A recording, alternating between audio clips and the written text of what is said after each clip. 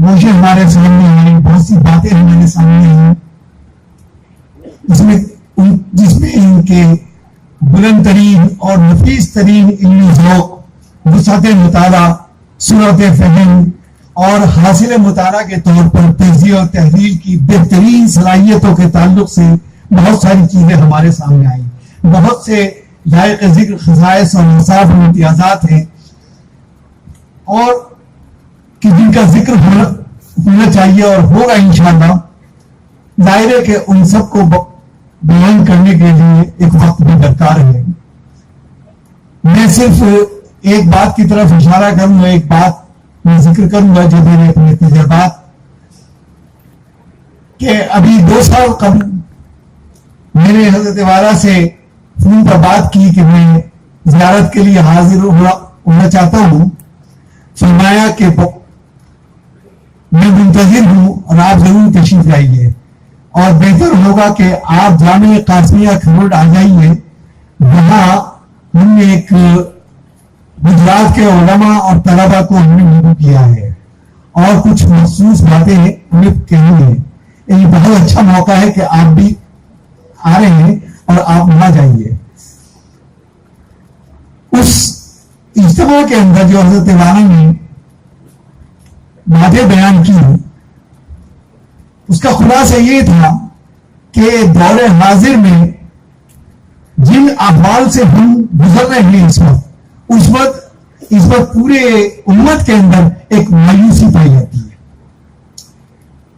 لیکن حضرت والا کا فکر یہ تھا کہ ایک ہے عمومی مایوسی کا پایا جانا، اور ایک ہے نوجوان طلبہ کے اندر اور بالخصوص مدارس کے طلبہ کے اندر اگر مایوسی کا رجحان پایا جائے تو میں یہ سمجھتا ہوں کہ وہ بے انتہا خطرناک رجحان ہے. اس کے ازالے کی شدید ترین ضرورت ہے. اس موضوع پر حضرت والا نے بیان فرمایا اور یہ بتایا کہ ہمارے اکابر نے، ہمارے اسلاف نے جن شدید ترین احوال کے اندر دارالعلوم دیوبند کا قیام عمل میں آیا یا اس کی بقا اور استحکام کے لیے جو جدوجہد ہمارے اکابر اور اسلاف کی ہے، وہ تاریخ کا ایک عظیم ترین حصہ ہے. یہ مایوسی کا پیدا ہونا دراصل یہ اس لیے ہے کہ ہمارے طلبہ اکابرین کی تاریخ سے ناواقف ہے. انہیں یہ معلوم ہی نہیں ہے کہ آج تو کیا حالات ہیں، آج تو کوئی اتنے شدید احوال بھی نہیں ہے. انہوں نے تو اس سے زیادہ اشد ترین احوال کے اندر کام کیا ہے.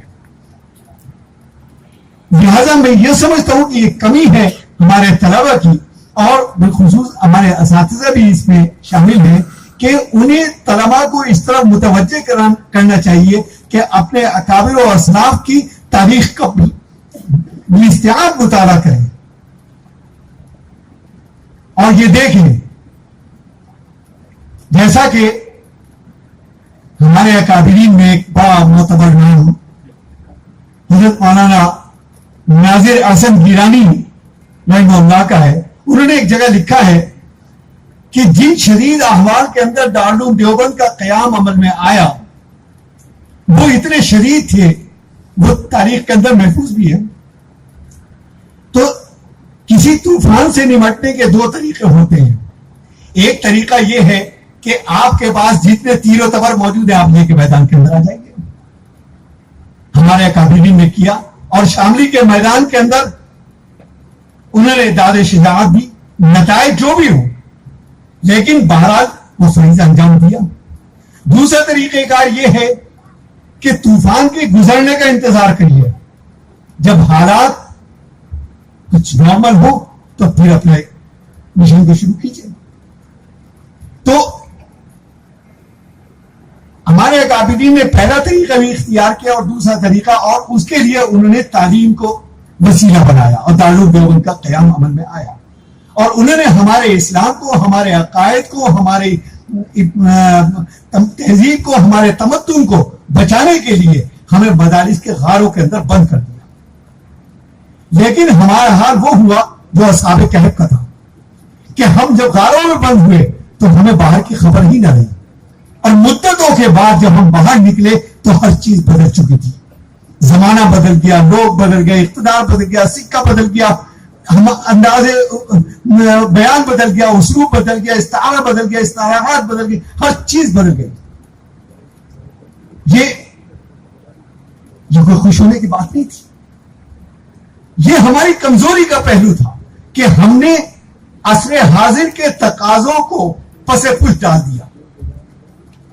آج ضرورت اس بات کی ہے کہ اس چیز کو سمجھا جائے کہ عصر حاضر کے تقاضے کیا ہیں. اپنے معاصر علوم پر ہماری نظر ہونی چاہیے. علم دین کے ساتھ ساتھ معاصر علوم سے اگر ہم غافل ہوتے ہیں تو ہم سمجھتے ہیں کہ اس دور کے اندر ہم کامیاب نہیں ہیں. ہمیں امت دعوت بنا کر بھیجا گیا ہے. اگر ہم معاصر علوم سے, سامنے والے کی تہذیب سے, تمدن سے, اس کے فکری مستوی سے اگر ہم واقف نہیں ہیں تو اس کا مطلب ہے کہ ہم دعوت کا کام کرنے میں ناکام ہیں.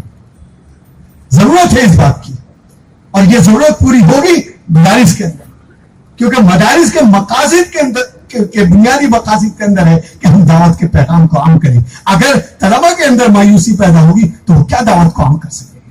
لہذا ضرورت اس بات کی ہے کہ اپنے مطالعے کے اندر وسعت پیدا کی جائے, اور خاص طور پر اپنے اکابر, اپنے اسلاف کی تاریخ کا بالاستیعاب بالانتظام مطالعہ کرنا بے حد ضروری ہے. یہ حضرت کا بھی پیغام تھا, اور میں بھی یہ سمجھتا ہوں کہ یہ بے انتہا عام ضرورت تھی. وہ کل بھی تھی, آج بھی ہے, اور کل بھی رہے گی. اور آج کے احوال میں مایوس ہونے کی کوئی ضرورت نہیں ہے. احوال آتے ہیں, چلے جاتے ہیں, لیکن تدبیر اور جائز عمل بڑوں کی سرپرستی میں یا بڑوں کی نگہبانی میں یا بڑوں کی ہدایات کے اندر اگر آپ کام کریں گے تو انشاءاللہ اس کے اندر صلاح و فلاح بھی ہے. انہی چند باتوں پر اپنی بات ختم کرتا ہوں. وآخر دعوانا الحمدللہ.